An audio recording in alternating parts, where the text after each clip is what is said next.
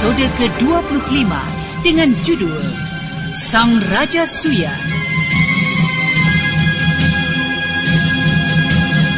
Ide cerita Cece Suhyar, pengarang cerita Tizar Sponsen, teknik dan montase Yadi Enos, musik oleh Haris Sabar dengan sutradara Thomas Age.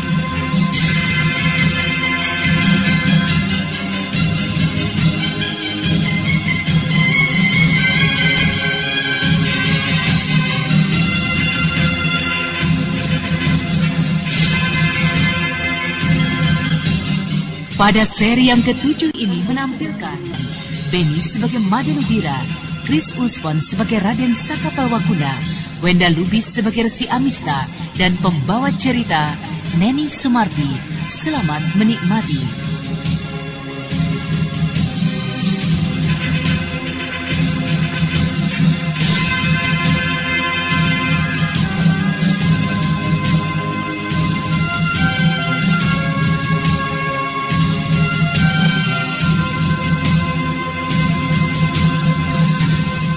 Pada kisah yang lalu diceritakan, Resi Amista melarikan diri dan tidak berani mengambil risiko untuk menghadapi Raden Sakapalwakuna yang tangguh, serta Anting Wulan yang menggenggam pedang ular mas. Dan di gerumbul belantara lembah tulis, Resi Amista dapat melenyapkan jejaknya dari kejaran Anting Wulan dan Raden Saka. Di pinggiran hutan kecil itu, Anting Wulan yang kembali mendapat gangguan pada kandungannya mendapat petunjuk dari Made Ludira, si setan racun, tentang penyembuhannya, dan juga menyadari tentang perubahan dari sikap Made Ludira. Kemudian, atas petunjuk dari Made Ludira yang mengenal baik situasi lembah tulis itu, mereka segera menuju ke arah barat. Berhenti di sini.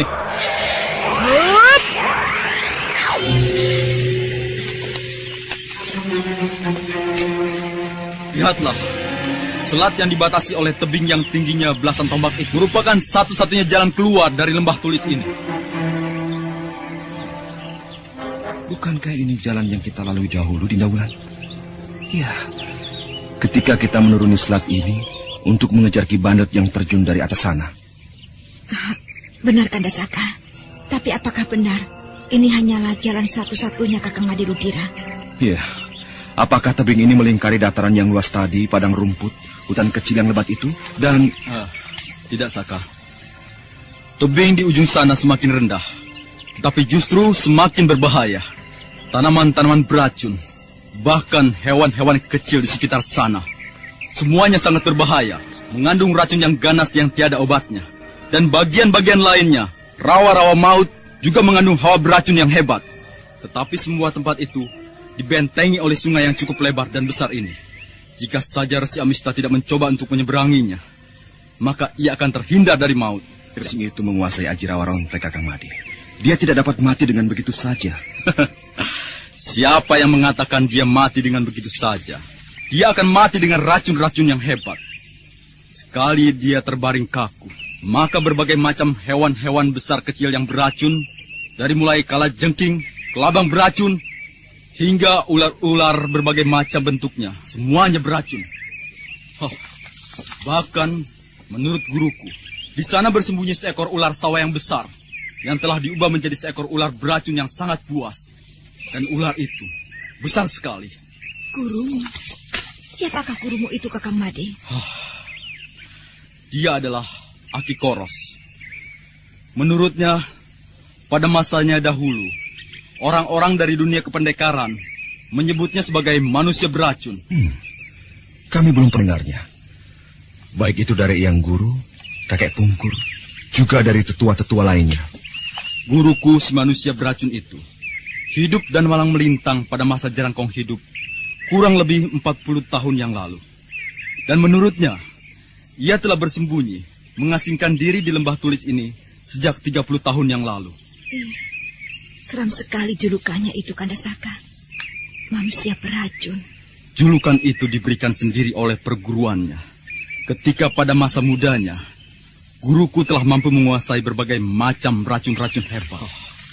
Bahkan, Aku telah menyaksikan sendiri pada masa-masa tertentu setahun sekali. Guruku mendekam di dalam biliknya di pondokku tadi untuk berganti kulit sebagaimana layaknya seekor ular. Kau bersungguh-sungguh, Kakang Iya, Madi? secara berangsur-angsur. Setelah aku perhatikan, kulit tubuh guruku menjadi semakin tebal dan kering. Dan pada puncaknya, setahun sekali, kulitnya rontok. Dan ia kembali berkulit halus. Keadaan itu terus berulang setiap tahun. Apakah engkau juga? Entahlah, Wulan. Guruku menyiapkan aku menjadi seorang manusia beracun sepertinya untuk berjaga-jaga dari mara bahaya. Itu adalah sikap dan pendirian seekor ular, bukan manusia. Iya, sikap guruku dalam kesehari-hariannya lebih mendekati hewan itu daripada manusia. Semua kepandaian yang engkau pelajari itu, aku yakin akan dapat membawa manfaat dan guna bagi dirimu sendiri dan juga masyarakat. Jika kau mampu menerapkannya dengan sebaik-baiknya. Kau tidak perlu khawatir, Saka. Walaupun guruku mendapat julukan manusia beracun, tetapi bagi penduduk di sekitar sini, ia dikenal sebagai tabib sakti yang kerap menolong setiap penduduk yang mendapat kesulitan. Sudahlah, kami mengerti dengan keadaanmu. Sebaiknya kita bersembunyi saja. Lihatlah, hari sudah mulai gelap. Ya, nyamuk pun mulai berdenging di sekitar telingaku ini. Ya, ini, kau gosokkanlah bubuk ini di seluruh tubuh kalian. Nyamuk-nyamuk itu tidak akan berani menggigit, bahkan mendekati kalian. Bubuk apakah ini, Kakang Madi? Bubuk ini kubuat dari bunga daun tulis. Tetapi sudah kuberikan campuran agar tidak berbahaya. Tetapi jika kuberikan campuran dengan bubuk lainnya, misalnya bubuk racun ular, racun kala, racun katak batu, atau yang lainnya, khasiat bubuk ini akan memperkuat racun-racun tersebut. Tetapi percayalah, bubuk ini tanpa campuran tidak akan berbahaya. Baiklah, aku percaya padamu, Kakang Madi. Raden Sakapalwakuna meraih bubuk bunga daun tulis dan kemudian digosokkannya ke bagian lengannya. Setelah ia tidak merasakan gangguan, ia menggosokkan ke seluruh bagian tubuhnya yang tidak tertutup kain seperti yang dilakukan Made Ludira, si setan racun, dan kemudian diserahkannya bungkusan kecil itu pada istrinya Anting Wulan. Kita tinggalkan dulu Raden Saka, Anting Wulan dan Made Ludira. Sekarang marilah kita kembali mengikuti kisah Resi Amista.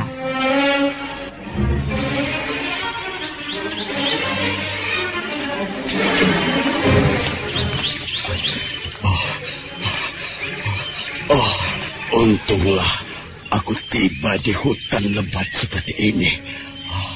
Aku dapat bersembunyi di kerimpunan pohon ini.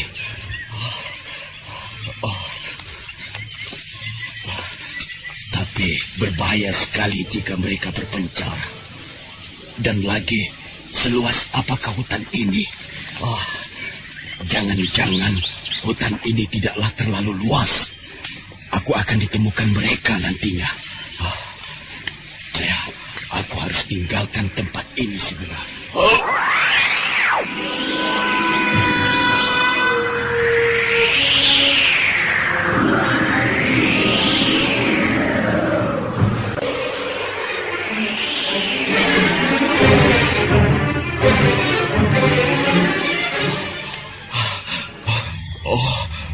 Tempat apakah itu?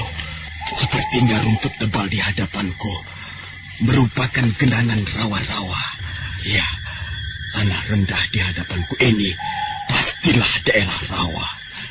Ya, akan ku coba dengan batu besar ini.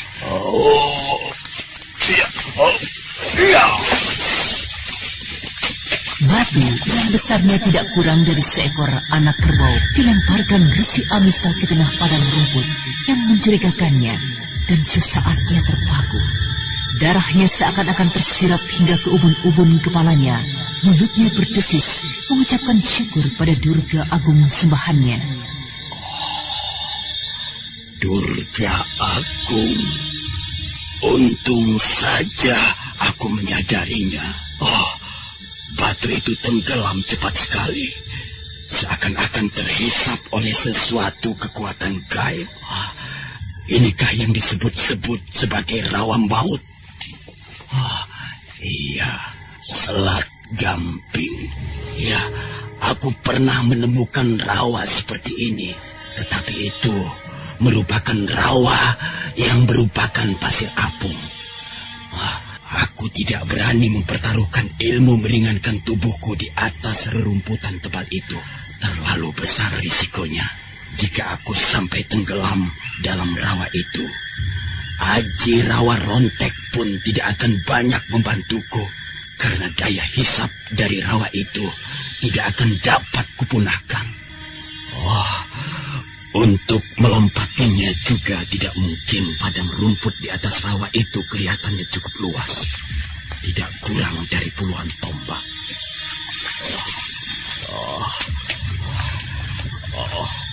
Apa yang akan kulakukan sekarang?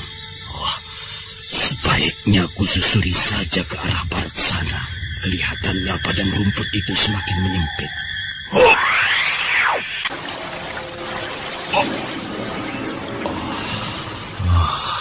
Rawa yang berumput habis di sekitar sini. Tapi sungai ini cukup jadi masalah. Aku tidak mungkin melompatinya. Lebarnya lebih dari 10 tombak. Di beberapa bagian sungai kelihatan dangkal.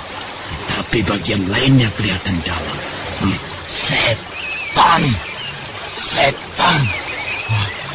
Jika saja aku dapat berenang, tentu tidak akan menjadi masalah. Ya, aku harus mencari akal untuk menyeberangi sungai ini dan meninggalkan lembah ini.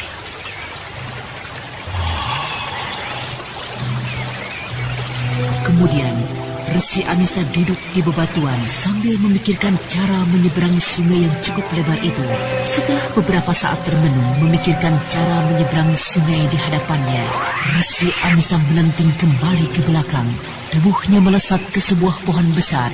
Dan beberapa saat saja, Resi asing itu sudah kembali ke pinggir sungai dengan beberapa cabang yang cukup besar dan panjang.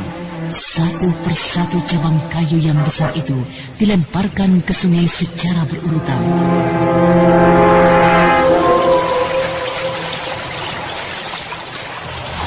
Sebuah kayu yang kulemparkan tenggelam seluruh bagiannya. Berarti tempat itu cukup dalam. Aku akan mencari bagian lain di sekitarnya. Beberapa tombak di sebelah hulunya. Airnya kelihatan beriak. Pastilah tidak terlalu dalam. Ya.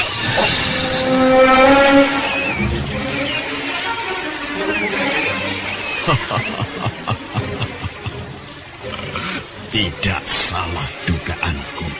Cabang kayu itu masih menyembul, walaupun hanya setengah jengkal. Resi Amista tidak akan pernah kehilangan akal.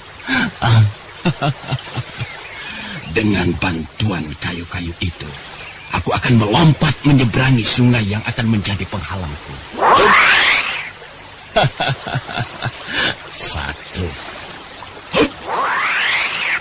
2, 3.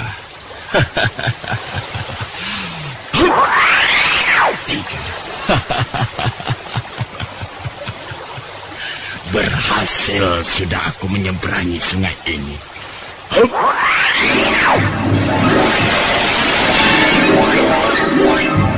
Dengan 3 kali lompatan, Resi Amista tiba di seberang sungai. Sambil tertawa berkepanjangan, Resi asing memandang ke sekelilingnya. Dataran yang cukup luas, yang dipenuhi dengan gerumbul semak yang tinggi, serta bebatuan yang besar berserakan di sana-sini. Sementara itu, matahari mulai menyentuh puncak tebing di belakangnya. Kegelapan mulai membayang dan siap menerkam suasana di lembah tulis.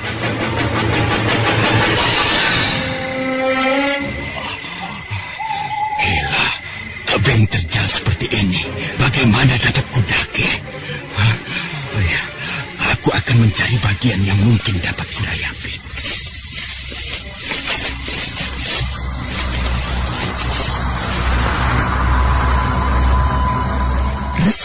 itu bergegas menyusuri tebing tinggi. Matanya memandang ke sepanjang tebing, mencari-cari kemungkinan yang dapat dirayap. Ketika sedang asik ia menyusuri tebing, tiba-tiba telinganya yang tajam mendengar desis halus yang kemudian dibarengi oleh kesiur angin yang menerjang ke arahnya. Dan dengan gerak refleksnya, Resi Amista mengibaskan tangan kanan. Apa itu? Ular. Rupanya di sini terdapat ular-ular yang berbahaya. Gila, tempat apakah ini?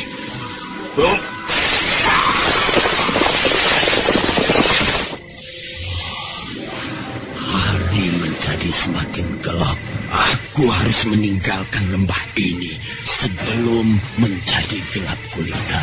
Ya, akan ku coba naik merayapi tebing itu.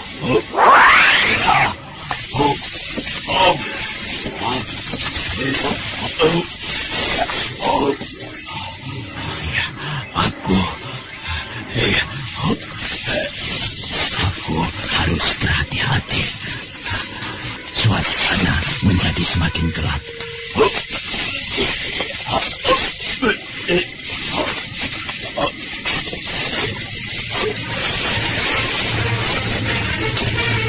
Perlahan-lahan, Resi Asing itu naik merayapi tebing terjal. Dan suatu ketika, tangannya merasakan memegang sesuatu yang aneh, tidak seperti layaknya oyot dan akar-akaran. Sesuatu yang kenyal kemudian dirasakan menggelinjang. Pada saat yang tepat, Resi Amista menyadari akan bahaya yang mengancam dirinya. Dan ketika desis halus menerjang dirinya, tidak ada pilihan lain yang melepaskan pegangannya dan kemudian melompat turun.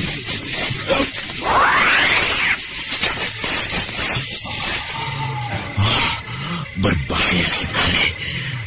Jika aku merayapi tebing itu, aku tidak dapat bersiaga menghadapi bahaya yang akan menyerang secara tiba-tiba. Tidak ada pilihan lain. Aku akan bermalam di tempat ini. Tetapi aku harus membuat api unggun di sekelilingku untuk menghindari serangan binatang berbisa yang banyak terdapat di sekitar tempat ini. Aku harus cepat bertindak selagi malam belum menjadi gulita secara utuh. Kelihatannya bulan tidak menampakkan dirinya.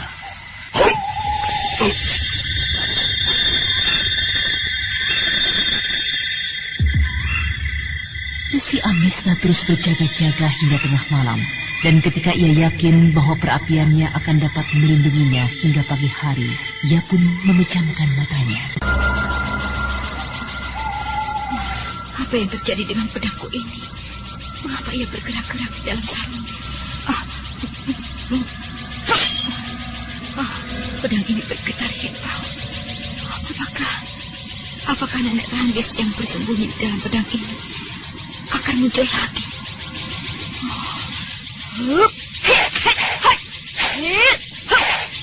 Pedang ini bergetar hebat. Kanda Saka. Mengapa Kanda Saka tertidur demikian lelahnya? Mengapa ia tidak juga terbangun mendengar keributan yang telah aku buat? Kakang Madirudira pun demikian. Apakah engkau yang membuat semua ini, hai nenek Ranggis?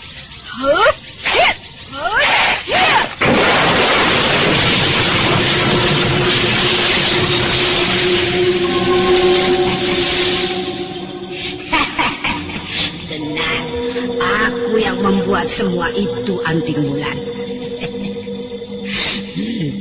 Ketahuilah, Anting Bulan, aku sangat kecewa sekali denganmu. Seakan-akan selama ini aku tidak ada harganya. Aku hanya engkau sembunyikan saja di dalam sarung yang pengap itu. Jadi, apakah sebenarnya maumu, nenek Ranggis? Aku kini telah ditakdirkan Dewata menjadi sebuah senjata ampuh. Tetapi engkau kurung saja di dalam sarung itu. Aku dapat membantumu, hai Anting Bulan. Aku dapat menundukkan Aji Rawa Rontek dari Resi Amista. Benarkah semua itu? benarkah engkau dapat menundukkan Ajirawa Rontek dari Resi Amista? Katakanlah, bagaimana caranya jika engkau benar-benar tahu rahasia dari Ajirawa Rontek itu? Aku akan memberikan engkau rahasianya, tetapi dengan satu syarat. Syarat? Syarat apakah itu, Nek? Jika syarat itu bertentangan dengan sikap dan jiwa kesatria, aku tidak ingin melakukannya. Dan sebaiknya engkau tidak perlu menceritakan tentang rahasia Ajirawa Rontek itu. Tentu saja tidak, Wulan. Syarat yang aku minta darimu tidak bertentangan dengan sikap kesatria yang telah diajarkan oleh perguruanmu. Tidak bertentangan dengan sikap utama kesatria yang menjadi dasar dari nurani setiap pendekar. Bersediakah engkau untuk menerimanya, Wulan? Jika memang seperti itu syaratnya, aku... ya, katakanlah, Nek. Apa syaratnya itu? Aku hanya inginkan, jika engkau terlibat dalam pertempuran, gunakanlah pedang ular emas itu. Aku ingin lebih berarti dari sekedar penghuni sarung pedang itu. Maksudmu hanya mempergunakan pedang ular emas itu? Iya, hanya itu. Dalam setiap pertempuran, gunakanlah pedang ular emas itu. Kau boleh menyarungkan kembali setelah kau anggap selesai pertempuran atau pertarunganmu itu. Baiklah, aku menerima syaratmu itu. Katakanlah, apa dan bagaimana caranya menundukkan Ajirawa Rontek dari Resi Amista? Bersumpahlah, Anting Wulan, bahwa kau akan mentaati semua janjimu itu. Bersumpahlah demi jabang bayimu. Demi nama diriku, demi kehormatanku, demi jiwa agung sembahanku, serta demi jabang bayiku ini, aku bersumpah akan menepati janjiku itu. Nah, katakanlah. Tetapi ingat, aku akan membatalkan semua janji dan sumpahku ini jika keteranganmu itu adalah palsu. Terima kasih. Terima kasih, Anting Wulan. Ketahuilah, Ajirawa Rontek yang dikuasai oleh Resi Amista bukanlah merupakan yang tertinggi. Dia akan dapat tewas selamanya jika engkau dapat menghindari tubuhnya dari muka bumi. Tetapi, apakah itu mungkin? Banyak cara dapat kau lakukan untuk menghindarkan tubuhnya dari muka bumi. Kau dapat melanggar sumpahmu jika memang aku berbohong.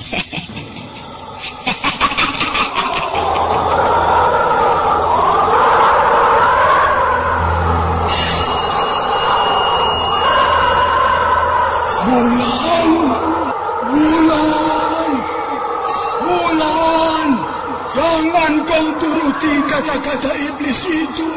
Buanglah jauh-jauh pedang pembawa malapetaka itu. Wulan, dengarlah kata-kataku. Itu suara kakek. Kakek, di mana kau? Datanglah kepadaku, Kek. Kekuatan dari iblis ular itu menghalangiku. Aku tidak dapat menerjang maju mendekatinya. Benarkah semua itu, Nek? Engkau menghalangi kakekku untuk datang mendekatiku. Si tua itu hanyalah mengada-ada saja. Dia boleh saja datang kapan saja dia suka.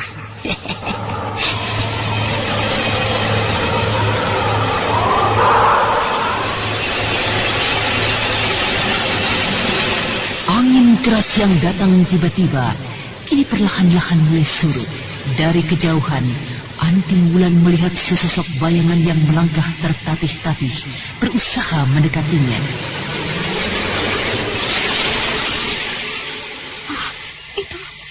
Itu kakek Kalima.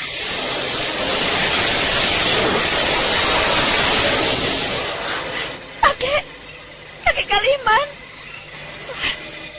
Apa yang terjadi dengan dirimu? Pakaianmu compang-camping seperti itu.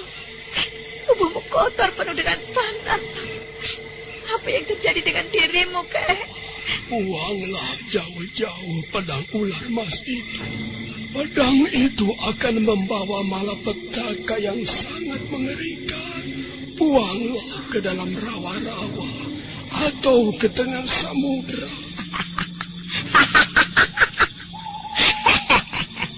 Kau terlalu berprasangka buruk, kakek tua. Aku justru akan mendampinginya. Aku justru akan membuat cucumu menjadi seorang wanita pendekar yang tidak terkalahkan di tanah Pasundan ini. Jangan dengarkan semua kata-katanya, ular. Kematianku adalah karena iblis ular itu. Karena siluman ular itu.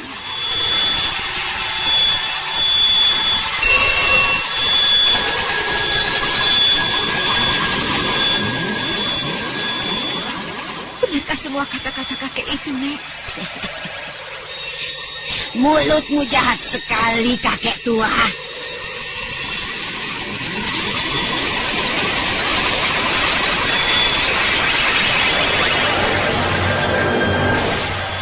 Kakek! Kakek! Kemanakah kakek, Nenek Ranggis? Mana aku tahu, Wulan. Benarkah semua yang dikatakan kakek? Kematian kakek adalah karena engkau, Nenek Ranggis. Benarkah semua itu? Karena bekerja siang malam di depan perapian, kakekmu yang sudah renta itu jatuh pingsan di atas perapian. Kau boleh mempercayai kata-kataku ini, Wulan. Kuasailah dirimu dan ingatlah semua perjanjian kita. Kakek. Kakek.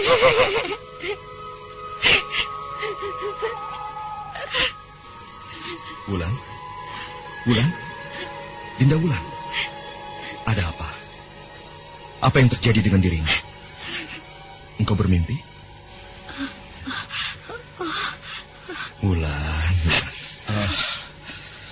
Biarkanlah dulu istrimu mengatur napasnya. Wulan, apa yang terjadi dengan dirimu?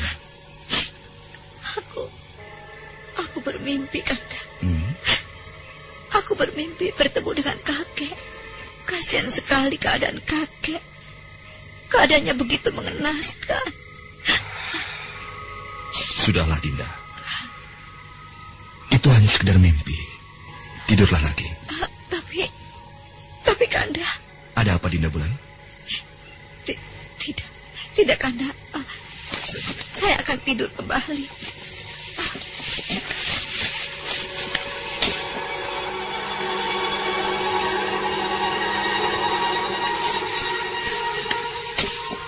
Kau juga, Saka. Tidurlah kembali. Hari masih jauh malam. Baiklah, Kakang Madi.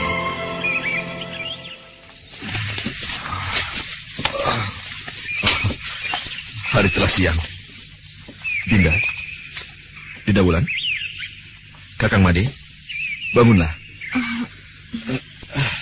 Apa yang sudah terjadi? Kita tidur semalam-malaman.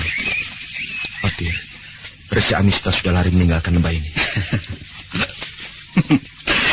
Jangan khawatir. Resi asing itu masih ada di dalam lembah ini. Percayalah, kita sudah menunggunya hingga malam menjadi semakin larut. Dan Resi Amista yang tidak mengetahui situasi lembah ini tidak mungkin akan berjalan malam-malam.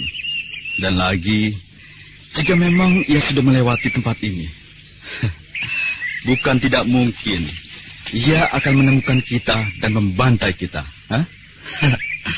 Ayolah, bersihkanlah tubuh kalian. Kita akan segera mencari Resi Amista. Baiklah. Marilah, Kanda. Kita bersihkan muka kita. Lalu kita cari resi asing itu. Baik.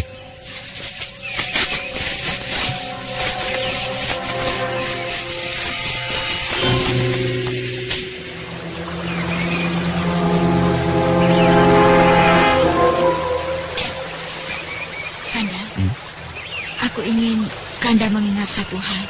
Apa itu, Dinda? Resi Amista mempunyai kelemahan. Ajirawaronteknya akan tidak berarti jika setelah mati ia tidak menyentuh tanah. Dari mana engkau mengetahui semua itu, Wulan? Semalam aku bermimpi. Aku mendapatkan petunjuk untuk mengatasi Ajirawaronteknya. Kakekmu Eyang Kaliman yang memberikan petunjuk itu? Iya. Baiklah, jika begitu kita akan mencoba melakukan petunjuknya nanti. Ayo, cepat bersihkan wajahmu itu.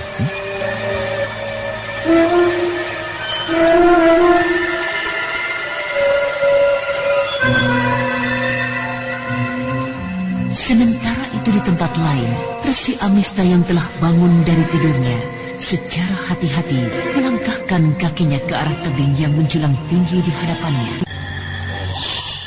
Durga aku, tebing itu banyak sekali dirayapi oleh ular-ular besar dan kecil. Ular-ular yang berada dalam jangkauan pukulanku akan dapat aku musnahkan. Tetapi selebihnya, apa yang dapat aku lakukan selagi merayapi tebing itu? Dan lagi, apa itu? Gila, ular-ular banyak sekali berdatangan. Gila, di sini pun banyak sekali ular-ular berbisa. Siapa itu? Kurang ajar. Mereka berhasil menemukanku di sini.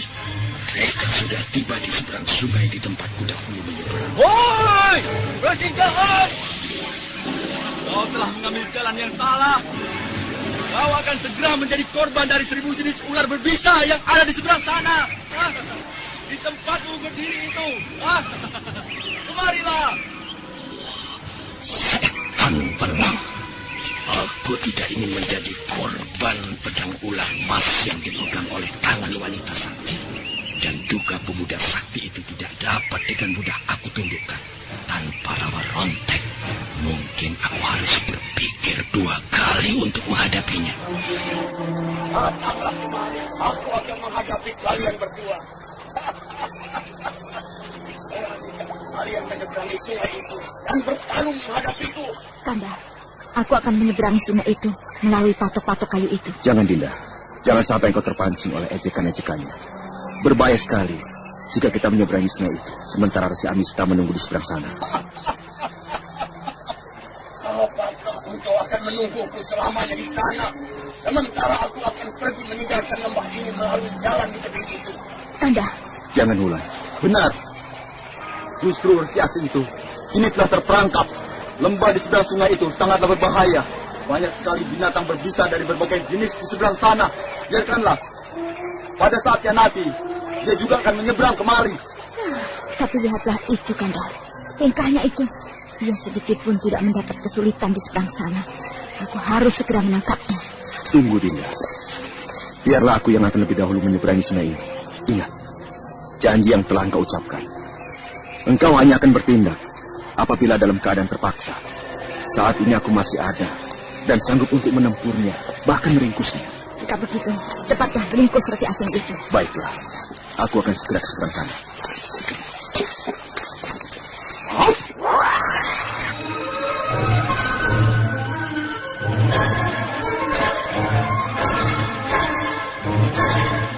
Melihat suaminya melompat ke arah tengahnya di hadapannya, Angking Bulan kemudian menyusulnya sambil mengeluarkan pedang ular emas.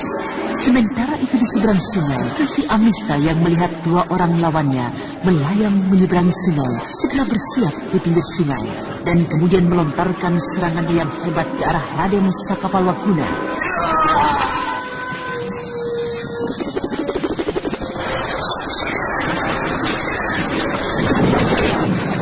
Setan licik.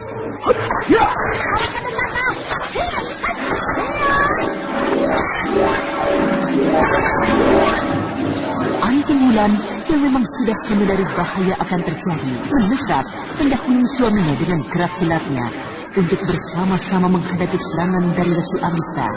Melihat serangan dari pedang ular emas yang membawa angin maut yang menggiriskan, Resi Amista membuang dirinya ke samping dan menarik sebagian serangannya, hingga Raden Sakapalwaguna berhasil menahan pukulan yang datang. Dan kemudian sambil bersalto ia mundur ke belakang dan mencecar kembali patok di belakangnya untuk kemudian melesat kembali ke depan mengejar Anting Wulan yang sudah lebih dulu menyerang Resi Amista di seberang sungai. Mundur, Dinda Wulan. Aku yang akan melakukan aji lima bayang-bayang itu. Sudah kepalang tanggung, Kanda. Kita selesaikan saja secepatnya agar selesai tugas kita.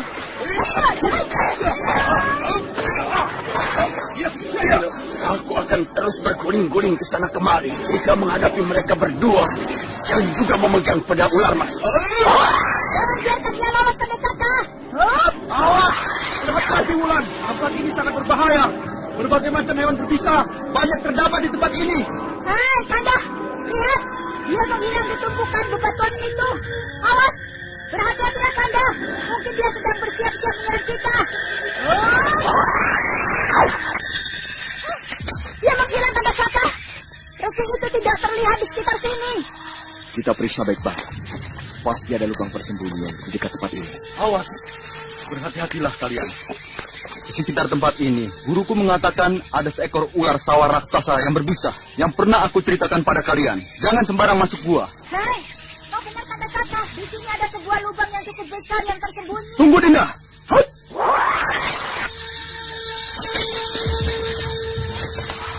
Dinda, jangan sembarangan masuk. Tindakan itu jauh lebih berbahaya lagi daripada menyeberang sungai seperti tadi. Kita akan dapat melakukannya dengan lebih berhati-hati. Dengan pedang ini, aku dapat melindungi diriku, Kanda Saka. Baiklah, jika begitu. Biarlah aku saja yang di muka. Kau di belakangku. Baiklah, begitupun boleh. Tunggu dulu, Wulan. Ini, kau peganglah milikmu. Maafkan, aku sampai lupa menyimpannya terlalu lama. Made Ludira kemudian melemparkan sebuah bungkusan kain berwarna putih. Anting Wulan langsung saja membuka bungkusan itu. Dan dari dalamnya, ia kemudian mengeluarkan 2 buah permata yang bersinar kebiru-biruan. Terima kasih, Kakang Made. Kanda Saka, ini, kau peganglah permata biru ini, sebuah. Aku yakin, permata biru itu akan banyak sekali gunanya bagi kalian. Untuk saja aku segera mengingatkannya. Maafkan aku. Sudahlah, tidak apa, Kakang Made. Ayolah, Kakang Saka, kita masuk. Marilah, Dinda. Sekarang, marilah kita ikuti kisah dari Resi Amista yang menghilang di balik bebatuan. Sebuah lubang. Tidak ada jalan lain. Aku akan bersembunyi ke dalam lubang itu. Jika tidak, mereka akan berhasil mengejarku.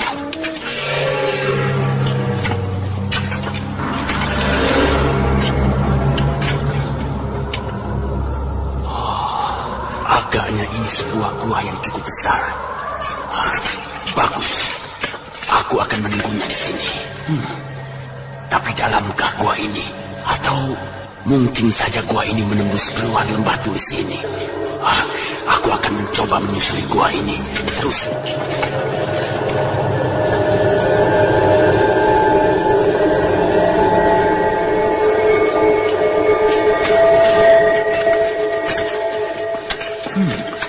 Rasa-rasanya sudah lebih dari 7 tombak aku menyusuri gua ini. Bau apakah ini?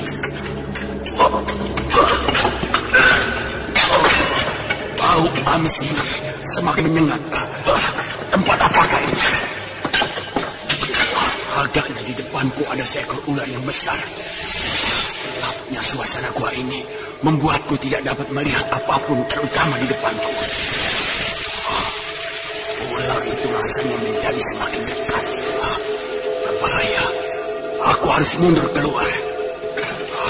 Setan. Apa yang harus aku lakukan? Di depan seekor ular yang sangat berbahaya. Sementara di belakang mungkin sudah menunggu Anting Wulan dan Raden Sakapalwaguna.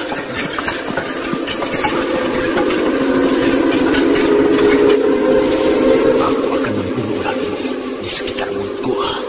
Iya, bila mana aku sudah dapat melihat dengan jelas. Resi Amista Mista kini melangkah menuju mulut gua, sementara desis ular terasa mengikuti di belakangnya. Ketika ia tiba kurang lebih 3 tombak di mulut gua, ia mulai mampu melihat keadaan di sekitar gua dengan cukup jelas. Dan di tempat itu juga, ia melihat sebuah celah dinding yang kecil yang cukup dalam. Segera saja Resi Amista menyelinap masuk ke celah dinding yang hanya pas untuk tubuhnya. Dan dari tempat itu, ia memandang ke lorong utama gua, di mana ular yang ditunggunya pasti akan lewat.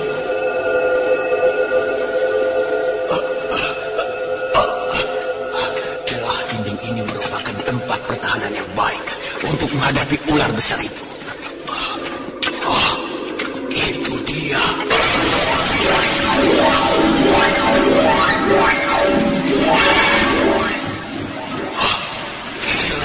Ular apakah itu?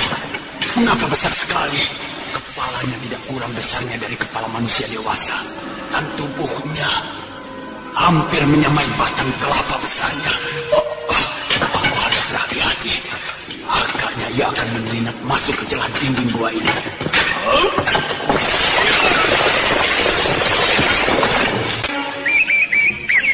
Tunggu dulu, Adik Wulan. Sepertinya ada yang tidak beres di dalam sana. Mundur. Keluar dulu. Agaknya telah terjadi sesuatu di dalam sana. Iya. Sepertinya aku mendengar desis ular yang tengah mengamuk hebat.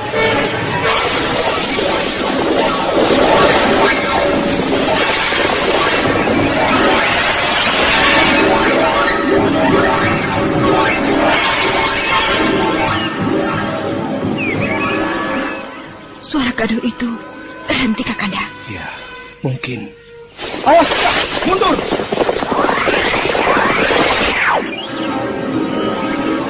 Lihat itu, ular besar di hadapan kita. Apa yang terjadi dengan Resi Amista? Lihat, ular itu agaknya habis bertarung hebat di dalam sana. Oh, yang jaga Dewa Batara. Agaknya inilah dia ular besar yang dikatakan oleh guruku Akikoros. Hati-hati, walaupun ular sawah, tetapi dia telah diisi racun oleh guruku. Ular sawah itu telah dibuat oleh guruku menjadi ular ganas yang berbahaya. Mundur, Wulan, sekarang. Aku tidak takut, Kakang Made. Aku pernah menghadapi ular yang jauh lebih besar dan ganas di lereng Merapi.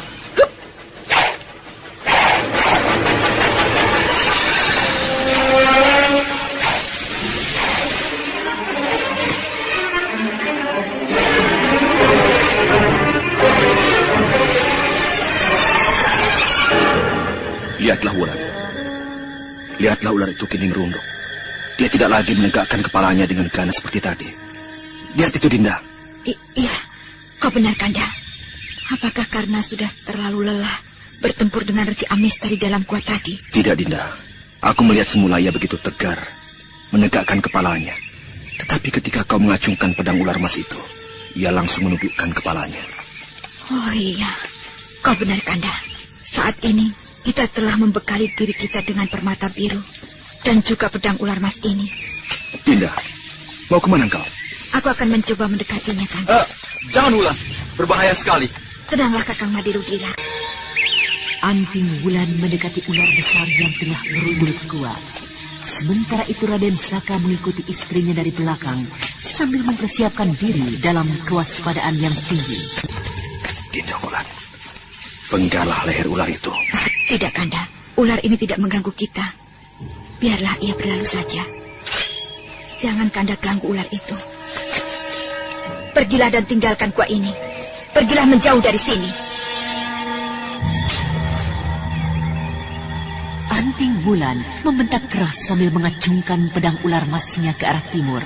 Dan terjadilah sesuatu yang sangat mengherankan Madrudira, si setan racun, yang telah bertahun-tahun bergulung-gulung dengan ular berbisa. Ular besar yang ganas itu perlahan-lahan menggelusur pergi ke arah mana yang diperintahkan oleh Anting Wulan.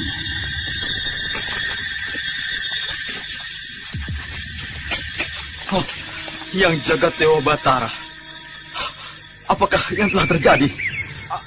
Apa yang sudah kau lakukan, Wulan? Karena permata birukah itu semua? Marilah kita masuk ke dalam. Sudahlah, Jangan melongo seperti itu, Kakang Madi. Ular itu memang sudah tidak memiliki lagi kekuatan. Dan juga dia cerdik. Tahu bahwa jika melawan, pasti akan kubuat sate tubuhnya dengan pedangku ini. Ayolah, mari Kanda Saka.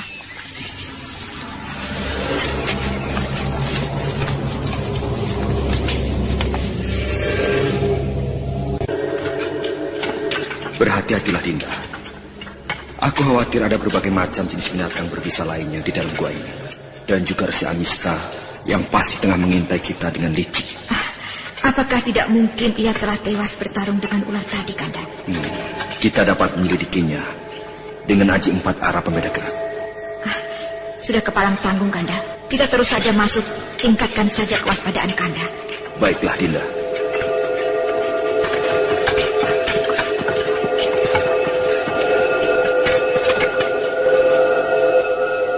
Raden Saka terus melangkah masuk ke dalam gua sarang ular raksasa tadi. Sementara itu Resi Amista ternyata masih dalam keadaan sehat walafiat. Justru ia berhasil mengusir ular raksasa itu keluar meninggalkan gua. Dan kini dengan dada berdebar, ia menunggu Raden Saka dan juga Anting Wulan yang masuk mendekatinya. Pedang ular mas itu harus aku rebut. Dengan pedang ular mas di tanganku, dua anak muda itu bukanlah apa-apa lagi. Ayo, mendekatlah terus, mendekatlah. Dari celah-celah gua yang gelap, Resi Amista justru dapat melihat Raden Saka yang melewati celah sempit di mana ia bersembunyi. Dan beberapa saat kemudian Anting Wulan muncul. Jarak antara Resi dan Anting Wulan tidak lebih dari 2 tombak. Karena itu, Resi Amista tidak mensia-siakan kesempatan yang sangat baik. Saat mana pemusatan pikiran Anting Wulan sudah lebih jauh ke muka. Dengan gerak kilat yang tidak diduga-duga, Resi Amista melancarkan serangan menotok jalan darah di pinggang kiri Anting Wulan. Anting Wulan yang tidak menyangka datangnya serangan dari samping kirinya, seketika terkulit jatuh. Sementara Raden Saka yang mendengar keributan di belakangnya, berbalik melancarkan serangannya pada Resi Amista yang baru saja keluar dari celah sempit di sebelah kiri Anting Wulan. Resi Amista menjatuhkan tubuhnya dan kemudian bergulingan sambil mencekal erat tubuh Anting Wulan. Tetapi pedang ular mas yang belum sempat diraihnya kini berada di tangan Raden Sakapalwakuna. Lepaskan istriku itu, Resi Amista, atau kau akan kucacat dengan pedang ini. Kau lupa, anak muda. Bagiku wanita ini jauh lebih berharga dari pedang ular mas itu. Aku kira demikian juga bagimu. Lemparkanlah pedang ular mas itu kemari, dan aku akan membebaskan istrimu yang tengah mengandung cabang bayimu ini padamu. Jangan, Kanda. Jangan serahkan pedang ular mas itu padanya. Resi licik ini pasti akan memperdaya kita. Seranglah saja, Kanda. Kau pasti akan dapat membunuhnya. Lakukanlah apa yang tadi kukatakan padamu. Apakah mungkin engkau berani, Saka? Ayo, marilah kita keluar. Kita selesaikan urusan ini dengan penuh kekeluargaan di luar gua.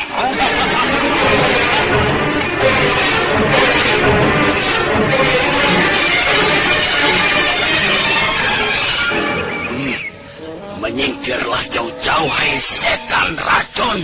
Jangan berdiri di situ. Mundurlah, atau aku segera pecahkan nadi utama gadis ini.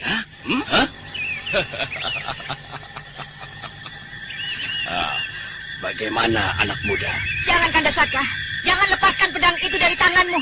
Ingat, jangan sekali-kali percaya pada kata-kata Resi Amista. Tapi Dinda, aku tidak bisa melihat. Dia tidak akan berani membunuhku. Tanpa diriku, dia pasti akan mati di tanganmu yang kini menggenggam ular mas. Jika engkau serahkan pedang itu. Oh, cerewet. Setan. Kau apakan istriku? Diam di tempatmu. Istrimu hanya kubuat tidak sadarkan diri. Dia tidak apa-apa. Ayo, serahkanlah pedang itu. Cepat, sebelum aku kehilangan kesabaranku untuk membunuh. Tapi, bagaimana aku bisa mempercayaimu bahwa kau akan membebaskan istriku setelah aku serahkan pedang ini? Oh, aku berjanji akan menyerahkan istrimu ini. Hanya itu yang bisa aku lakukan. Cepat, atau kau akan menyesal, Saka.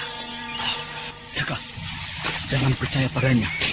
Kau akan menyesal jika sampai menyerahkan pedang itu. Menyingkirlah kalian. Aku akan pergi dari tempat ini. Ingat, jika kau berbuat hal-hal yang mencurigakan, taruhannya adalah nyawa gadis ini. Kau tahu aku akan sanggup melakukan hal itu, Saka. Kakang Madi, menyingkirlah. Bagus. Kau boleh saja mengikuti perjalananku sambil berpikir masak-masak. Resi Amista kemudian melesat menuju pinggir Sungai Tulis. Kemudian sambil membopong tubuh Anting Wulan, ia menyeberangi sungai itu melalui patok-patok yang telah dibuatnya. Setibanya di seberang sungai,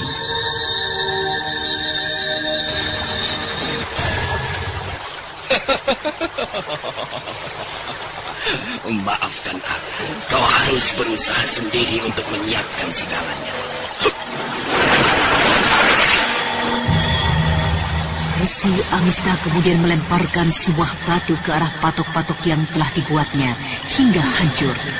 Setelah itu, ia melesat ke arah barat.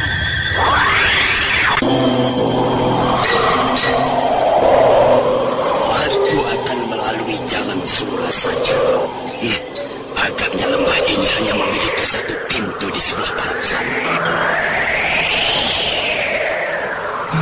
Ini dia jalan yang dahulu aku lalui.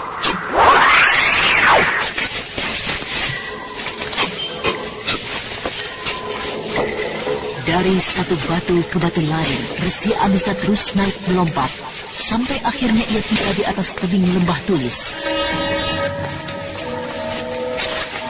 Nasib baik, ada seekor kuda di bawah pohon sana.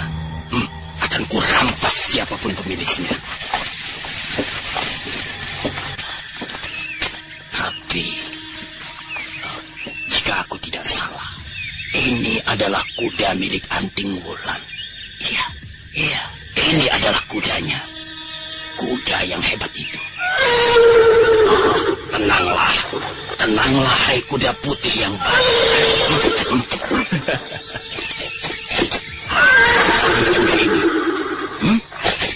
Apakah ia mengenal tuannya yang berada di lubang ini? Mau apa kuda ini? Dia akan menyerangku.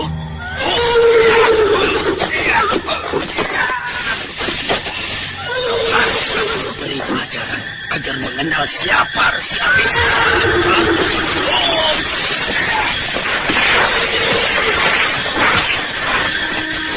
Resi Amista yang mulai menjadi tidak sabaran menyerang si kuda dengan pukulan-pukulan yang hebat.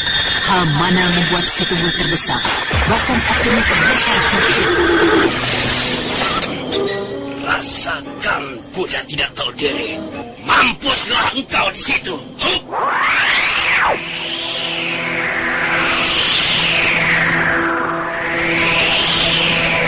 Resi Amista kemudian dengan cepat meninggalkan tempat itu menuju ke arah barat. Sementara itu, si Tunggul menggeliat dan berusaha bangkit. Kemudian setelah berhasil ia mencoba mengejar, walaupun dengan langkah yang agak limbung.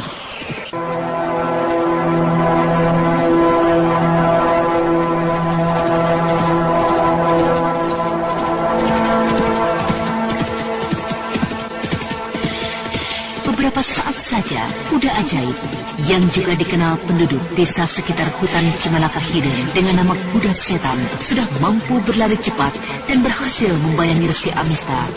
Tapi rupanya kuda ini cukup cerdik. Ia tidak mengejarnya terlalu dekat. Dari kejauhan, dengan indera hewannya yang sangat peka, ia terus membayangi Resi Amista.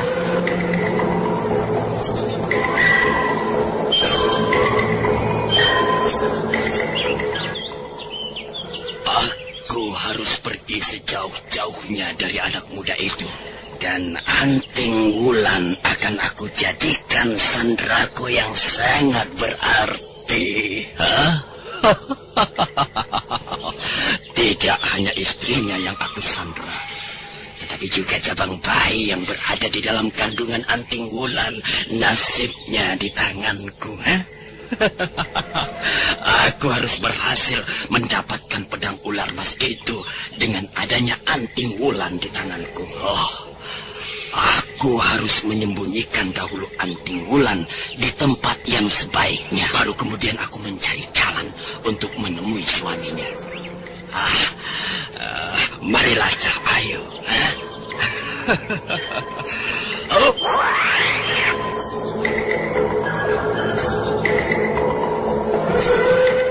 Setelah beristirahat beberapa saat, Resi Amista kembali melanjutkan perjalanannya menuju arah barat, mencari tempat yang dianggapnya tepat untuk persembunyiannya. Sementara itu tanpa disadarinya, si Tunggul kuda ajaib itu mengikutinya. Kita tinggalkan dulu Resi Amista yang tengah mencari tempat persembunyian yang sebaik-baiknya untuk menempatkan anting wulan. Sekarang, marilah kita kembali ke Keraton Karangsedana. Pada kisah yang lalu diceritakan, Raden Purbaya berhasil merebut kembali kekuasaan Resi Amista di Karangsedana, dan Raka Parumpang beserta dengan Ratih Pudakwangi yang merasa bersalah segera meninggalkan Keraton Karangsedana. Dan beberapa hari kemudian, Raden Purbaya berhasil membenahi situasi di keratonnya. Para panglima, perwira, dan pejabat menyatakan penyesalannya atas terjadinya perubahan kebijaksanaan di Keraton Karangsedana. Sebagai pernyataan maaf dari Keraton Karangsedana, rakyat dibebaskan dalam membayar segala macam bentuk pungutan dan pajak.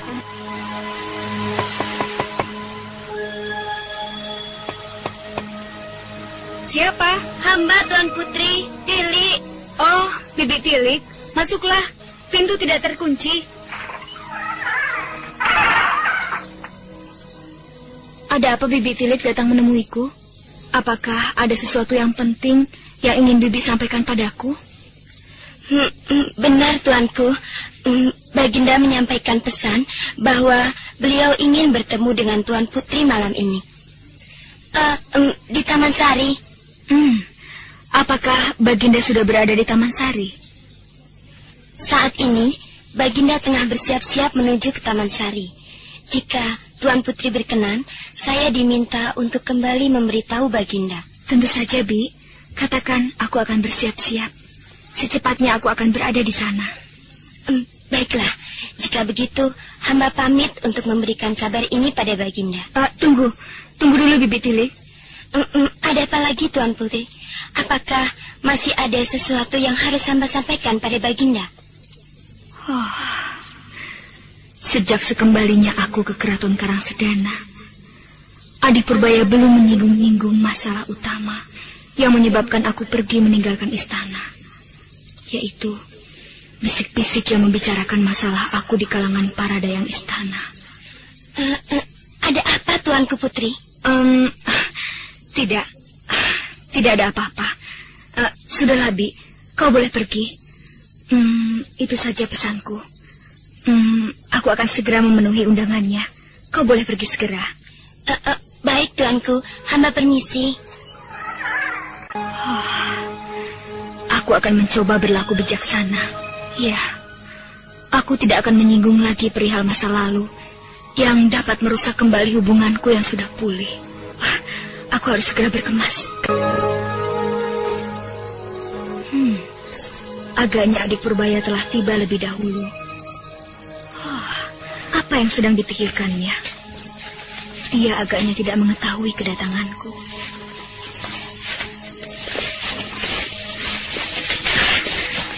Adik Purbaya. Engkau sudah datang, Kak Cempaka. Kemarilah. Apa yang tengah engkau lamunkan sampai-sampai tidak mendengar kedatanganku? Aku tidak melamun. Hanya saja terlalu asik memandangi hewan malam itu. Lihat, Kak. Kunang-kunang itu. Dia menjadi pelengkap Taman Sari ini. Yang tidak pernah kita perhatikan keindahannya. Lihatlah itu. Serombongan di sana. dan beberapa lainnya di sana berkelap-kelip. Indah sekali, Kak. Betapa besarnya kuasa yang agung yang telah menciptakan hewan aneh seperti itu. Hewan yang mampu mengeluarkan cahaya indah seperti itu. Iya, dia memang maha kuasa. Dengan mengagumi berbagai macam ciptaannya, akan membuat kita menjadi semakin mencintainya. Jangan hanya kunang-kunang itu, tapi lihatlah bintang-bintang yang bertaburan di atas sana. Juga angkasa yang luas tiada batas. Puja dan pujiku untukmu semata, wahai penguasa alam semesta ini. Sembahanku yang agung.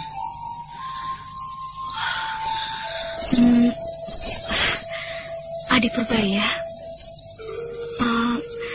sebenarnya ada apakah engkau memanggilku ke Taman Sari ini? Jika saja masih ada ayahandaku Ajikonda, tentu aku tidak menjadi serba salah seperti ini. Apakah maksudmu, Adik Purbaya?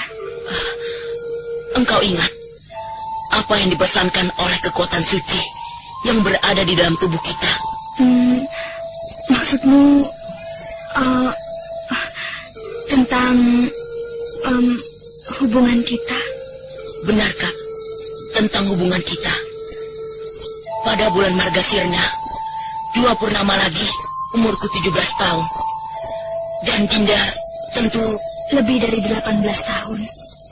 Dan pada bulan Palguna, umurku 19 tahun. Umur kita terpaut hampir 2 tahun. Aku tahu itu, Kak. Tetapi sedikit pun itu bagiku tidak menjadi persoalan. Ketahuilah, Kak, tadi siang aku telah membicarakan rencana perkawinan kita pada Paman Sidipanunggal. Perkawinan kita? Iya. Bukankah itu sudah merupakan rencana kita? Iya, benar Adik Purbaya. Tetapi bagaimana dengan Resi Amista? Keadaan kita saat ini masih terasa ada yang mengganjal. Masih terasa ada yang kurang. Jika Resi Amista yang selama ini selalu membuat kekacauan, mengusik ketenangan Karangsedana, masih hidup di tanah Pasundan ini. Tapi dimanakah kita dapat menemukan Resi Amista yang telah menghilang tak tentu rimbanya? Apakah engkau marah? Kecewa dengan permintaanku itu, Adik Purbaya? Tidak, Kak. Bagiku, apapun keputusanmu adalah kuanggap yang terbaik. Aku tidak akan pernah kecewa, apalagi marah. Aku merasakan apa yang merupakan keinginan baik kita pasti akan segera terlaksana. Kekuatan suci yang berada di dalam tubuh kita pasti akan membantu. Dengar itu, Adik Purbaya. Agaknya telah terjadi keributan di halaman istana. Sepertinya itu adalah suara kuda Bibi Ulan. Ya, pasti Bibi Ulan datang. Mari kita lihat keluar, Kak. Yuk. Raden Purbaya bersama Cempaka kemudian melompat naik ke atas atap istana. Ia menjadi tidak sabaran lagi untuk bertemu dengan Anting Wulan. Tetapi ketika ia tiba di halaman, Raden Purbaya tidak melihat Anting Wulan di atas punggung kuda putih. Si Tunggul nampak mengamuk, menerjang para prajurit dalam istana.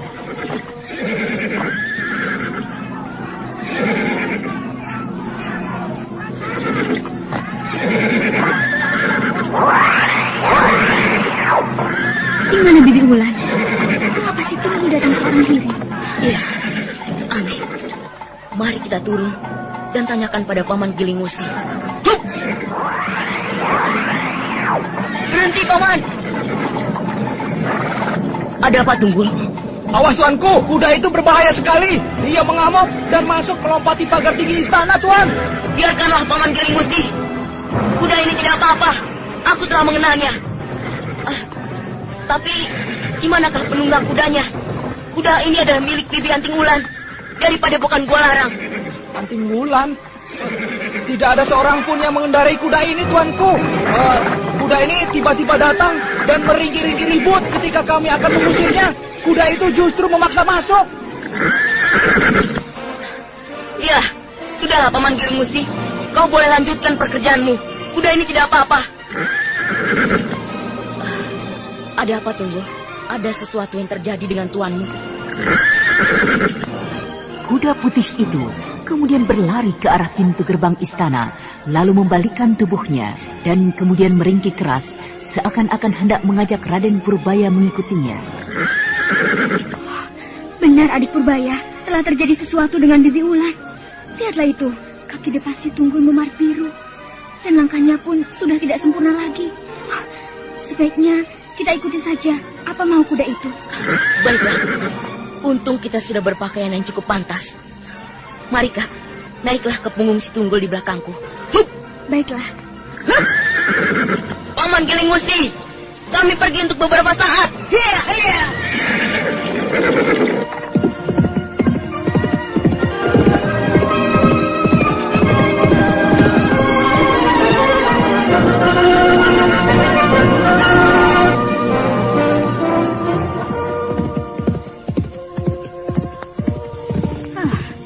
Kemanakah kita akan dibawanya, Adik Purbaya? Entahlah, kita menuju ke arah timur. Apakah ke Mataram yang jauh di sekitar Gunung Ukir? Aku kira tidak di sana. Mungkin masih di sekitar Pasundan ini. Mungkin Bibi Ulan mendapat kecelakaan ketika dalam perjalanan menuju Pasundan untuk memenuhi undangan kakek Parangpungkur untuk membebaskan Karangsedana dari tangan Resi Amistah. Iya, kita lihat saja, Kak.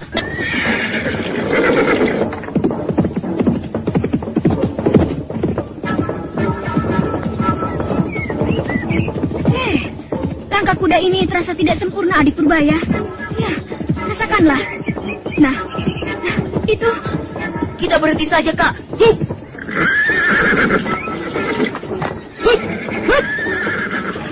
Ya, lihatlah Adik Purbaya. Rupanya ini penyebabnya. Kasihan sekali. Kaki depannya terluka karena pukulan seseorang. Apa maumu, Tunggul? Kelihatannya dia tidak sabaran untuk mengajaknya pergi. Kita ikuti saja larinya dengan berlari cepat. Bagaimana? Ya, usul yang bagus. Marilah, Tunggul. Kita cepat ke sana. Bukankah tujuanmu ke arah timur? Raden Purbaya melesat ke arah timur, yang kemudian diikuti oleh Cempaka. Kuda ajaib itu yang mengerti maksud dari Raden Purbaya, orang yang sangat dihormatinya, segera melesat mengejar. Dan beberapa saat kemudian, 3 sosok bayangan mulai kejar-mengejar, seakan-akan tengah berlomba menuju arah timur.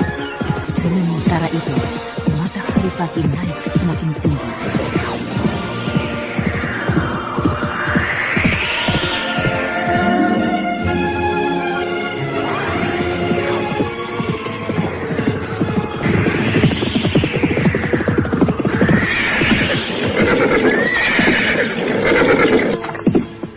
Lihat itu, sebuah pondok kecil di bawah pohon. Ya, mungkin di situ kita dapat menemukan jawabannya atas semua sikap dari si Tunggul. Jika tidak salah, ini adalah kaki Gunung Kumbang. Ya, kau benar. Ini adalah kaki Gunung Kumbang, Kak. Ayolah, kita lihat dan masuk ke dalam pondok itu.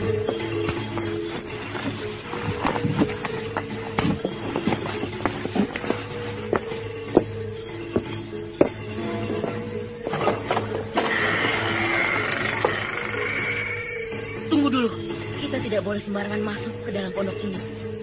Ucapkanlah salam dahulu. Baiklah. Sampurasun! Sampurasun! Ada orang di dalam sana, Kak. Berhati-hatilah. Benar. Ada orang di dalam sana. Mari kita masuk. Apakah ada orang di dalam? Di sana, Kak. Di dalam kamar itu.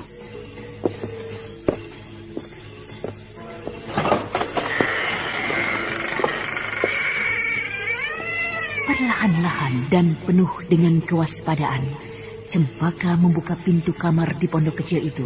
Dan ketika pintu terkuak lebar, dari cahaya matahari yang masuk menyusup dari celah-celah dinding pondok itu, Cempaka dapat melihat dengan jelas tubuh seorang wanita yang terbaring tidak berdaya di atas balai-balai.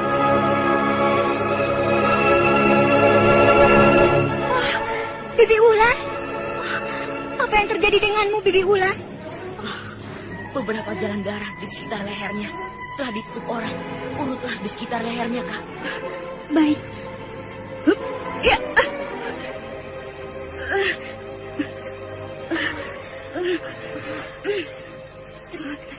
Terima kasih Cempaka. Tuanku Purbaya, bagaimana hamba berada di sini? Kami tidak tahu apa-apa.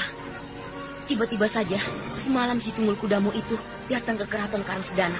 Dan dari tingkahnya, yang seakan-akan memaksa kami untuk mengikutinya, kami yakin, pasti telah terjadi sesuatu denganmu, Bibi Ulan. Tunggul? Aneh sekali. Bagaimana dia bisa tahu aku ada di sini? Di manakah sekarang aku ini berada, tuanku? Sekitar Gunung Kumbang. Marilah kita keluar. Tunggu dulu, Bi. Apa yang menyebabkan Bibi jadi seperti ini? Si Amista. Si Amista. Iya, dia dengan curang melumpuhkan aku. Dan kemudian melarikan aku kemari. Bagus. Kebetulan sekali. Cempaka berseru gembira ketika mendengar bahwa Resi Amista berada di sekitar tempat itu. Tetapi kemudian, setelah ia menyadari kekeliruannya, ia menunduk malu. Raden Purbaya yang tidak dapat membendung kegembiraannya mengajak Anting Wulan dan Cempaka mencari Resi Amista. Kita tidak perlu bersusah payah mencarinya. Tidak lama lagi, menjelang senja, ia akan kembali kemari. Seperti halnya yang telah dilakukan kemarin. Saat ini ia pasti tengah mencari Kandasaka untuk membujuknya agar menyerahkan pedang ular mas sebagai pengganti diriku yang ditawannya. Wah, tidak boleh terjadi. Hal itu sangat berbahaya sekali. Aku telah mendengar kehebatan pedang itu. Dengan pedang itu di tangannya, kakek Mamangkuraya, Eyang Wanayasa tewas di tangannya. Dan dengan pedang itu juga, ia mampu menahan kepungan puluhan tokoh-tokoh utama tanah Pasundan. Celaka sekali jika pedang itu jatuh ke tangannya. Itu si Tunggul. Maaf tuanku, hamba akan keluar menemuinya.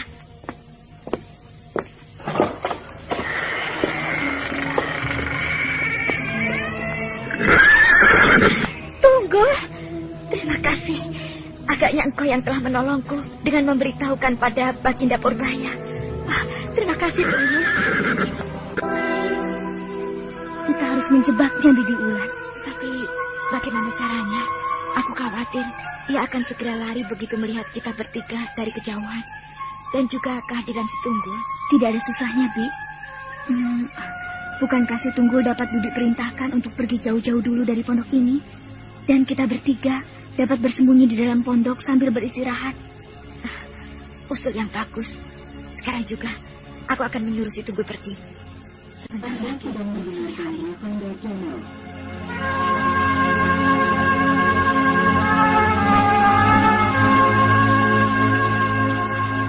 Setelah memerintahkan si Tunggul untuk pergi jauh-jauh untuk sementara, Anting Wulan kembali ke dalam pondok, menanti kembalinya Resi Amista sambil berbincang-bincang.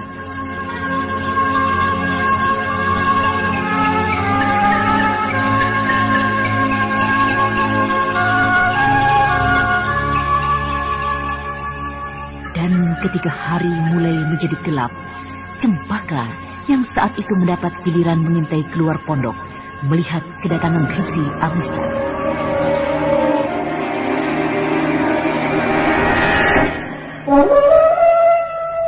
Resi Amista datang. Bagus. Kita serang dia secara tiba-tiba. Sebaiknya kita hadapi saja secara terang-terangan. Walaupun kita mengumpungnya beramai-ramai, itu lebih baik daripada berbuat seperti itu. Biarlah Bibi Ulan. Kami akan menghadapi Resi Amista. Bibi beristirahat saja. Kami lihat kandungan Bibi sudah semakin membesar. Dia berhenti di depan pondok. Agaknya dia mencurigai telah terjadi sesuatu di dalam pondok ini. Aku akan keluar.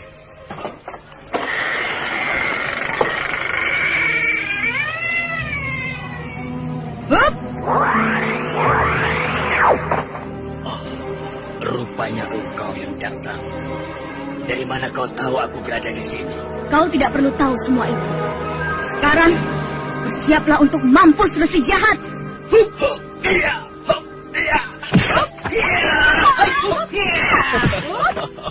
Beginikah sikap dari kesatria utama dari tanah Pasundan yang juga merupakan manusia utama, pemimpin agung di Karangsedana? Iya, menggerubuti seorang tua seperti apa? Sudah kepalang tanggung, majulah engkau sekalian, Anding Wulan. Tidak perlu sengat dan pakai aturan menghadapi iblis licik seperti dirimu, Amista. Jangan Dewi Wulan, biarkanlah kami berdua yang menghadapinya. Berdua menghadapi sampai kalian terdesak dan tidak sanggup melayani aku. Setan licik, kau harus mati hari ini, Amista. Kak Cempaka, mainkan Aji Keluar Sakti.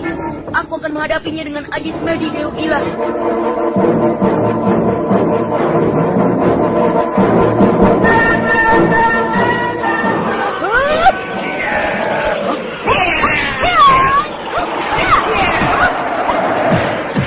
Aku ingin tahu sampai di mana kehebatan kalian berdua. Awas adik berbaya, Resi Amista mengeluarkan Aji 5 bayang-bayang.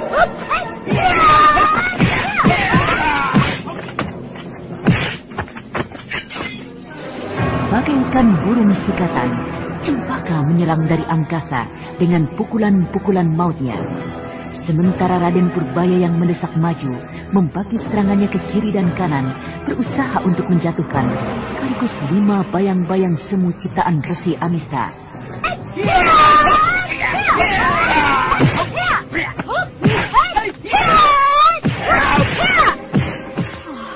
Resi ini semakin hebat saja pandangnya.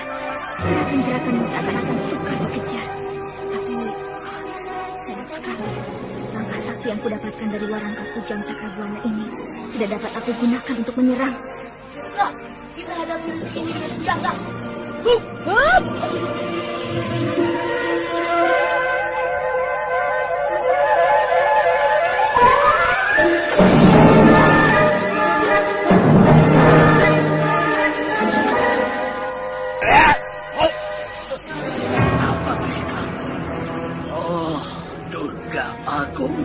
Mereka pasti akan mengeluarkan kujang Cakrabuana dari dalam tubuh mereka. Aku harus memanfaatkan kesempatan ini. Iya, iya.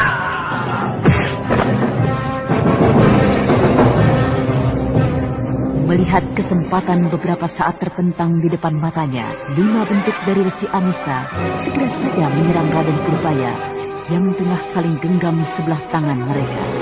Raden Purbaya yang tengah memusatkan kekuatan tenaganya bersama dengan Cempaka untuk mengeluarkan kujang pusakanya, segera saja memapak serangan Resi Amista dengan sebelah tangannya masing-masing.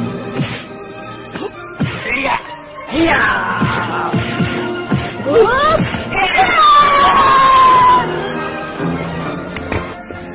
Resi Amista terlempar jatuh beberapa tombak, sementara itu kujang Cakrabuana telah muncul di tangan Raden Purbaya dan warangkanya berada di tangan Cempaka. Dengan tertatih-tatih, Resi Amista bangkit dan kemudian bersiap-siap untuk bangkit kembali. Marilah, kita serang kembali bersama-sama.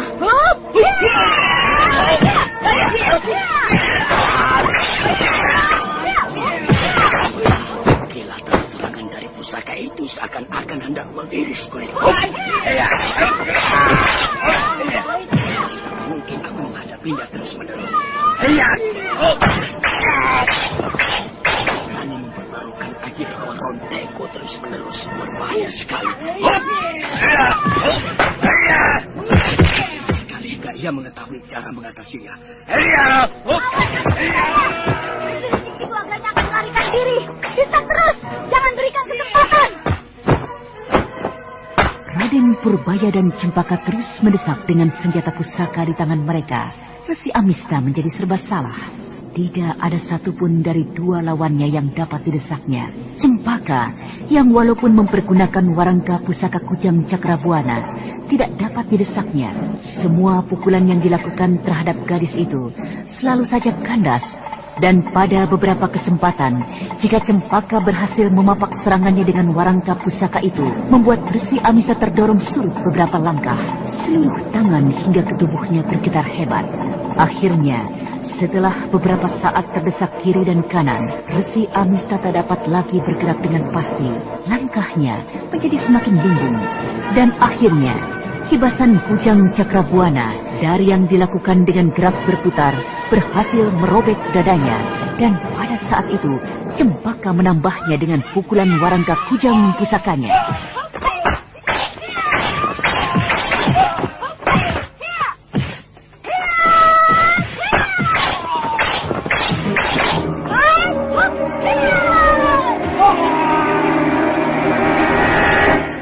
Sementara itu, Anting Wulan yang melihat dan memperhatikan jalannya pertempuran dari depan pondok kecil, segera melenting memasuki arena.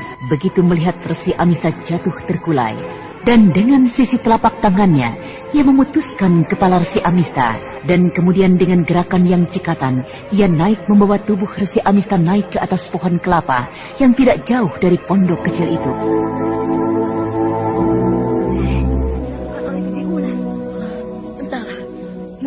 Mungkin itu adalah salah satu cara untuk mengatasi Aji Rawa Ronteng. Nah, itu dia. Sudah turun kembali. Oh, Cempaka, apakah engkau dapat memberikan baju luarmu itu? Untuk apakah, Bibi Wulan? Aku akan memintal baju luarku ini dan juga baju luarmu. Jika boleh, untuk kupergunakan sebagai tali sementara untuk mengikat kepala dan tubuh Resi Amista di atas sana. Oh, iya, silakan. Silakan, ini, pakailah Bibi Wulan. Ini, kau boleh juga memakai baju luarku. Terima kasih, tuanku.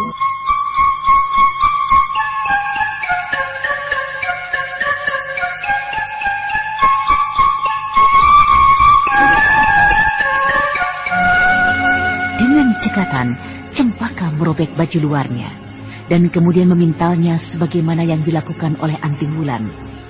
Raden Purbaya pun cepat melakukan hal yang sama. Dan beberapa saat, kepala dan tubuh Resi Amista sudah bergantung masing-masing pada sebuah pohon kelapa yang tinggi.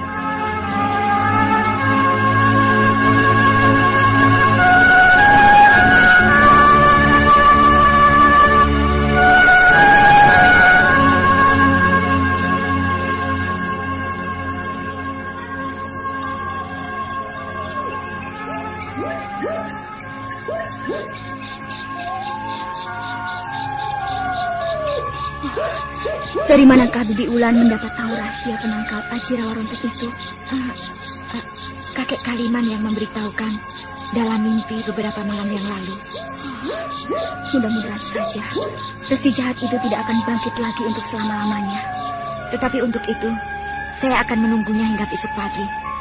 Dan besok saya akan mengganti tali pengikat tubuh dan kepala Resi Amista dengan yang lebih kuat. Betul. Dan kita akan menunggunya hingga besok. Kita akan membuktikan dan meyakinkan diri kita tentang kematian Resi Amista. Keesokan harinya, setelah meyakinkan bahwa Resi Amista tidak mampu bangkit dan tetap tergantung di atas pohon kelapa, Anting Wulan mencari tali yang kuat untuk mengganti ikatan tubuh dan kepala Resi Amista.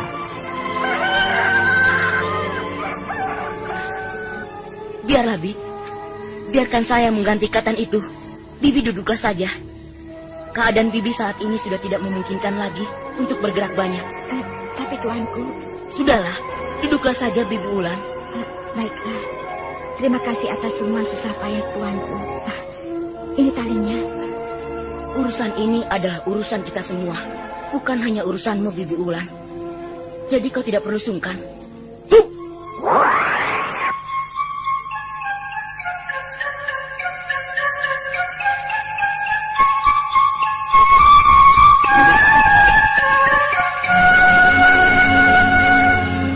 Beberapa saat kemudian, setelah selesai segala hal yang menyangkut masalah Resi Amista, Anting Wulan berpamitan kepada Prabu Purbaya.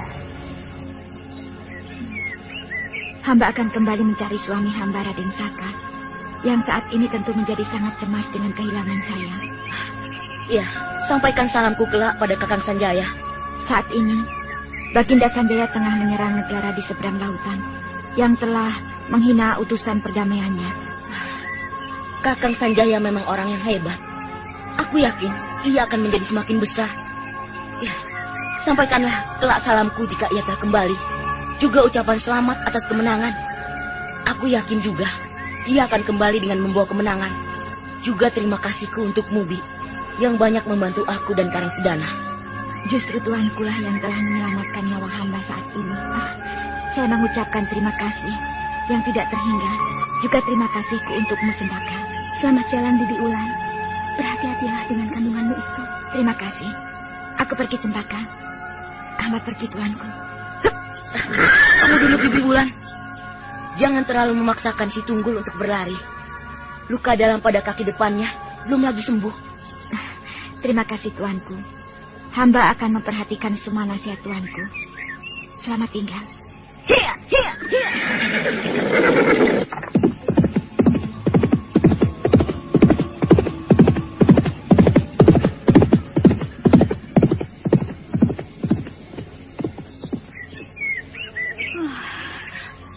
Kita kembali, Kak.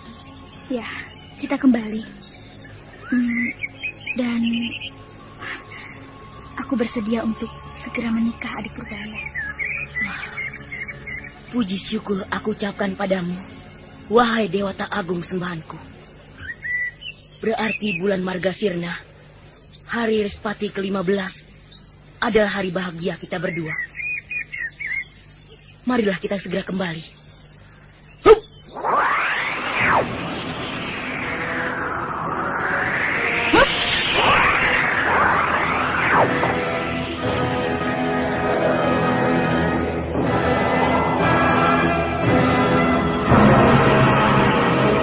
Dengan hati yang berbunga-bunga, Raden Purbaya kembali ke Karang Sedana. Sementara itu, Anting Wulan melarikan kudanya menuju Lembah Tulis untuk mencari suaminya tercinta, Raden Sakapalwakuna. Bagaimana aku dapat menemukan Lembah Tulis? Lembah itu sebelumnya tidak pernah aku temukan, tidak pernah aku lihat. Mudah-mudahan nanti aku dapat keterangan dari penduduk di sekitar Sungai Tulis. Hiya, hiya, hiya.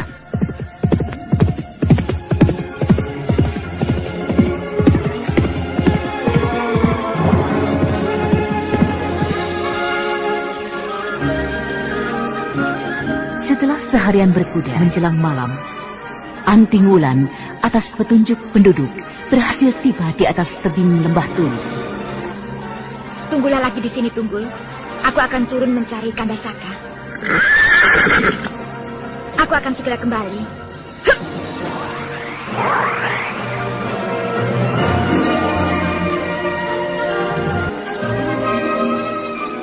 Cahaya bulan di atas angkasa cukup memberikan cahaya.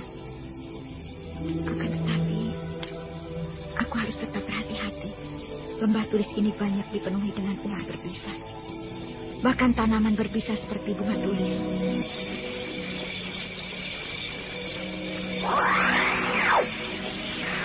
Nah, itu.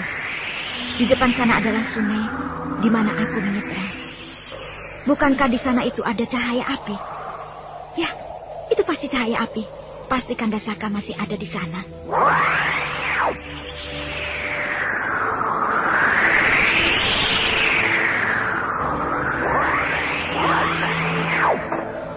Kandasaka!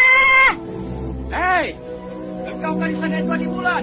Ya, ini aku telah kembali, Kanda. Hai, mengapa engkau masih juga di sana? Apa yang telah terjadi denganmu, Kanda? Si Amista telah merusak patok untuk menyeberang. Dan di sini, kami tidak menemukan kayu ataupun cabang pohon yang besar yang dapat kami lakukan seperti dilakukan Resi Amista. Malam ini, menghalangi pandanganmu, Kanda. Jika aku menyiapkan patok malam ini, kau pun tentu akan kesulitan untuk menyeberangi dengan menginjak patok itu.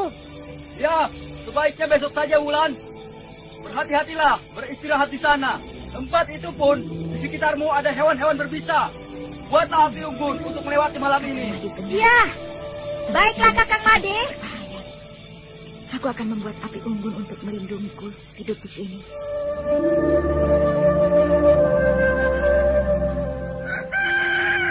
Ketika ayam hutan berkokok, Anting Wulan telah terbangun dari tidurnya. Ia menjadi tidak sabaran lagi untuk menolong suaminya menyeberangi Sungai Tulis yang cukup lebar dan penuh dengan bahaya. Dan ketika matahari mulai menyinari dataran itu, Anting Wulan berhasil membuat patok untuk Raden Sakapalwakuna dan Madeludira menyeberangi Sungai Tulis. Terima kasih Dinda Wulan. Bagaimana kau bisa selamat dan lepas dari tangan Resi Amista? Si Tunggul rupanya berhasil mengikuti Resi Amista hingga ke tempat persembunyiannya di sekitar Gunung Kumbang. Oh ya? Dan setelah itu, ia menuju keraton Karangsedana, mengajak Raden Purbaya dan Cempaka ke tempatku. Dan ya, aku sudah berhasil menyelesaikan Resi Amista, Kanda. Oh, jadi kau berhasil membunuh Resi Amista? Lalu bagaimana dengan Ajirawa Ronteknya? Seperti yang kukatakan dahulu, Kanda. Aku telah menggantungnya di atas pohon kelapa. 2 pohon kelapa, masing-masing untuk kepala dan tubuhnya. Untung saja kudamu cerdik, Dinda. Lalu di mana sekarang Prabu Purbaya dan Cempaka? Dia sudah kembali.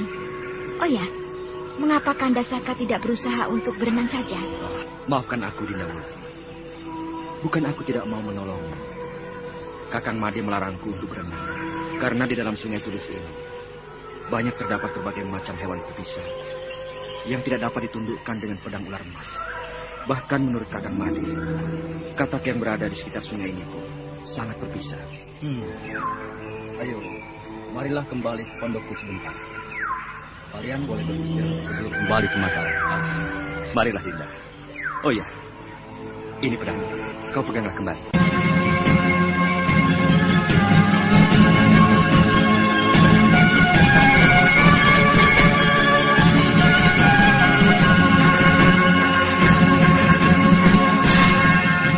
Anting Wulan kemudian menerima kembali pedangnya.